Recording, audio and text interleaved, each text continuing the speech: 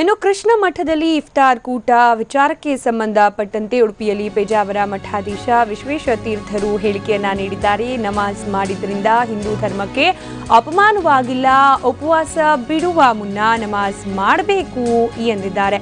ಇನ್ನು ಆಹ್ವಾನಿಸಿಯಾಗಿತ್ತು, ಅವರನ್ನ ಹಾಗೆ ಕಳಿಸಲು ಸಾಧ್ಯವಿರಲಿಲ್ಲ.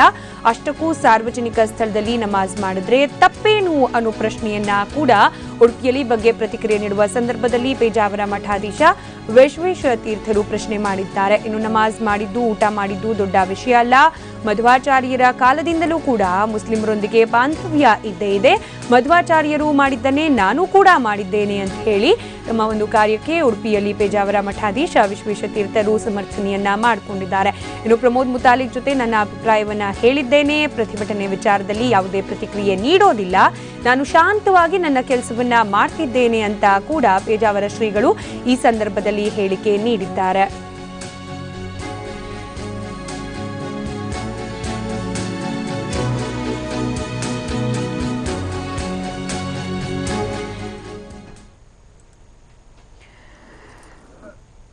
ಇನ್ನು ಕೃಷ್ಣ ಮಠದಲ್ಲಿ ಇಫ್ತಿಯಾರ್ ಕೂಟ ಹಾಗೆ ನಮಾಜ್ ವಿಚಾರಕ್ಕೆ ಸಂಬಂಧಪಟ್ಟಂತೆ ಉಡುಪಿಯಲ್ಲಿ ಪ್ರತಿಕ್ರಿಯೆಯನ್ನ ಪೇಜಾವರ ಶ್ರೀಗಳು ನೀಡಿರುವುದು. ಮಧ್ವಾಚಾರ್ಯರ ಕಾಲದಿಂದಲೂ ಕೂಡ ಮುಸ್ಲಿಮರ ಜೊತೆ ಬಾಂಧವ್ಯ ಇತ್ತು. ಆ ಕಾಲದಲ್ಲಿ ನಡೆದಿದ್ದನ್ನೇ ನಾನು ಈಗಲೂ ಮಾಡಿದ್ದೀನಿ. ಇದರಲ್ಲಿ ವಿಶೇಷತೆ ಏನೂ ಇಲ್ಲ. ಇನ್ನು ಪ್ರತಿಭಟನೆ ವಿಚಾರಕ್ಕೆ ಸಂಬಂಧಪಟ್ಟಂತೆ ನಾನು ಯಾವುದೇ ರೀತಿಯ ರಿಯಾಕ್ಷನ್ ಅನ್ನ ಕೂಡ ಕೊಡಲಿಕ್ಕೆ ಬಯಸುವುದಿಲ್ಲ. ಪ್ರಮೋದ್ ಮುತಾಲಿಕ್ರವರ ಬಳಿ ಕೂಡ ನನ್ನ ಅಭಿಪ್ರಾಯಗಳನ್ನು ನಾನು ಹಂಚಿಕೊಂಡಿದ್ದೇನೆ.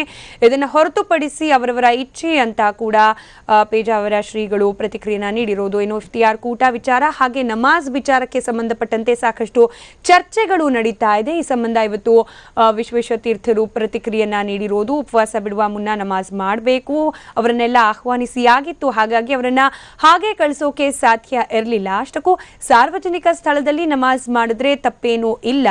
ಉಡುಪಿಯಲ್ಲಿ ಈ ರೀತಿಯ ಹೇಳಿಕೆಯನ್ನ ಪೇಜಾವರ ಮಠಾಧೀಶ ವಿಶ್ವೇಶ ತೀರ್ಥರು ಹೇಳಿರೋದು. ಇದರ ಜೊತೆಗೆ ನಮಾಜ್ ಮಾಡಿದ್ದು, ಊಟ ಮಾಡಿದ್ದು ಎಲ್ಲ ದೊಡ್ಡ ವಿಷಯ ಅಲ್ಲ. ಮಧ್ವಾಚಾರ್ಯರ ಕಾಲದಿಂದಲೂ ಕೂಡ ಮುಸ್ಲಿಮರೊಂದಿಗೆ ಬಾಂಧವ್ಯ ಇದ್ದೇ ಇತ್ತು. ಮಧ್ವಾಚಾರ್ಯರು ಮಾಡಿದ್ದನ್ನೇ ನಾನು ಕೂಡ ಮಾಡಿದ್ದೇನೆ ಅನ್ನೋ ಸಮರ್ಥನೆಯನ್ನ ಪೇಜಾವರ ಮಠಾಧೀಶ ವಿಶ್ವೇಶ ತೀರ್ಥರು ತಮ್ಮ ಹೇಳಿಕೆಯಲ್ಲಿ ನೀಡಿರುವುದು. ಇನ್ನು ಪ್ರಮೋದ್ ಮುತಾಲಿಕ್ ಅವರ ಅಭಿಪ್ರಾಯಕ್ಕೆ ಸಂಬಂಧಪಟ್ಟಂತೆ ನನ್ನ ಅಭಿಪ್ರಾಯವನ್ನ ತಿಳಿಸಿಯಾಗಿದೆ. ಪ್ರತಿಭಟನೆ ವಿಚಾರದಲ್ಲಿ ಯಾವುದೇ ರೀತಿಯ ಪ್ರತಿಕ್ರಿಯೆಯನ್ನ ನಾನು ನೀಡೋದಿಲ್ಲ. ಎಲ್ಲವನ್ನ ಕೂಡ ನಾನು ಶಾಂತ ರೀತಿಯಲ್ಲಿ ನನ್ನ ಕೆಲಸಗಳನ್ನ ಮಾಡ್ತಾ ಇರ್ತೇನೆ, ಮುಂದೆ ಕೂಡ ಮಾಡ್ತಿದ್ದೇನೆ ಅಂತ ಹೇಳಿ ಪೇಜಾವರ ಶ್ರೀಗಳು ಪ್ರತಿಕ್ರಿಯೆಯನ್ನ ನೀಡಿದ್ದಾರೆ.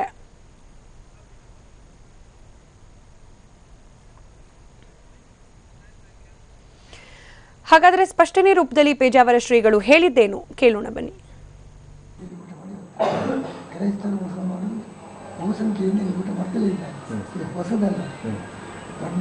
ಸುಮ್ಮನೆ ದೊಡ್ಡ ಇಶ್ಯೂ ಅಂತ ಮಾಡಿದ್ದಾರೆ.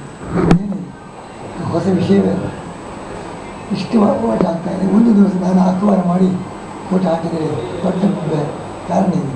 ನಮಾಜ್ ಮಾಡಿದ್ರು ಅಂತ ಒಂದೇ ಅವತ್ತು ನಮಾಜು ಅವರಿಗೆ ಅವಾಗ ಹೇಳಿದರು, ಉಪವಾಸ ಮುಗಿದ ಮೇಲೆ ಹಣ್ಣು ತಗೊಂಡ ಮೇಲೆ ನಮಾಜ್ ಮಾಡೋ ಕ್ರಮ ಇದೆ, ಮಾಡ್ತೇವೆ, ಹೀಗೆ ಮಾಡಬೇಕು. 4 ಬೀದಿಯಲ್ಲಿ ಅಷ್ಟಮಠಗಳೇ ಇಲ್ಲ, ಬೇರೆ ಜಾಗವೇ ಇಲ್ಲ. ಇದು ಕೃಷ್ಣ ಮಠ ಟೆಂಪಲ್ ಏರಿಯಾ, ಇದು ಹೊರಗಿರುತ್ತೆ. ಸಾರ್ವಜನಿಕ ಭೋಜನ ಶಾಲೆ ಜಾಗ, ಅಲ್ಲಿ ಅವರು ಮಾಡಿದರೆ ತೊಂದರೆ ಇಲ್ಲ. ಕೃಷ್ಣ ಮಠದ ಒಳಗೆ ಮಾಡಿದ್ದಾರೆ.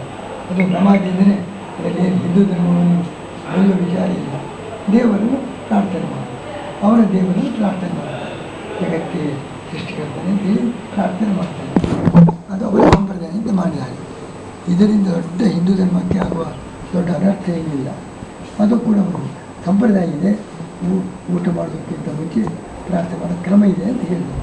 ಅವರ ಆಹ್ವಾನ ಮಾಡಿ ಆಗಿದೆ, ಹಾಗೆ ಕಳಿಸುವುದ, ಊಟ ಮಾಡಿದೆ, ಇದೆಲ್ಲ ಆ ಸಂದರ್ಭಕ್ಕೆ ಸರಿಯಾಗಿ ಮಾಡಬೇಕು. ದೊಡ್ಡ ವಿಷಯವೇ ಇಲ್ಲ. ನಮಾಜು ದೊಡ್ಡ ವಿಷಯ ಅಲ್ಲ, ಊಟ ಮಾಡಿದ್ದು ದೊಡ್ಡ ವಿಷಯ. ಮಧ್ವಾಚಾರ್ಯರು 800 ವರ್ಷಗಳ ಹಿಂದೆ ಮುಸ್ಲಿಂ ರಾಜ